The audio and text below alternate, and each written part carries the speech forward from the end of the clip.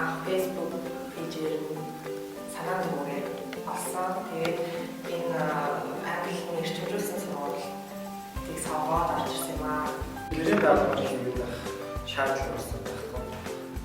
Ер нь бол яг энэ аргуудыг тодорхойлох юм бол тийм бүгд ямар ч үндэсний хүүхэд хэлд орж байгаа юм өөрийнхөө үндэсний хэлийг сурч байгаа. Тэрнтэй л адилхан юм процессыг явуулдаг. Зүгээр альсаараа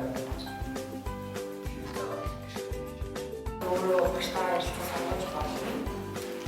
Бидний хувьд бол хичээлээр эрчимжүүлсэн өдөр алган яваад 14 он болсон.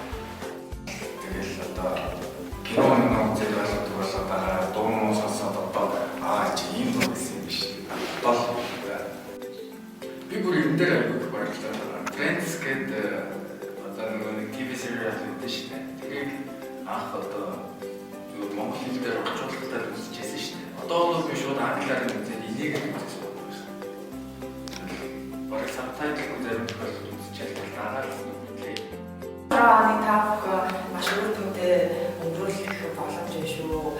Эхний хагас жилийн суултаа суугаад IELTS рүү бэлддэг. Тийм болохоор намайг IELTS орох боломжтой шүү. бид зүрх гэдэг шүү. бас Гэвь коллежийн захирал Бодбаатар багшийн энэ фэж улс руу нэгдээд ерөнхийдөө ганцхан англи хэлэгч биш хүн ер нь бусад ямар ч зүйлийг тийм сурах аргачлалын талаар янз бүрийн нийтлэлд сайн уншиж үзээрэй.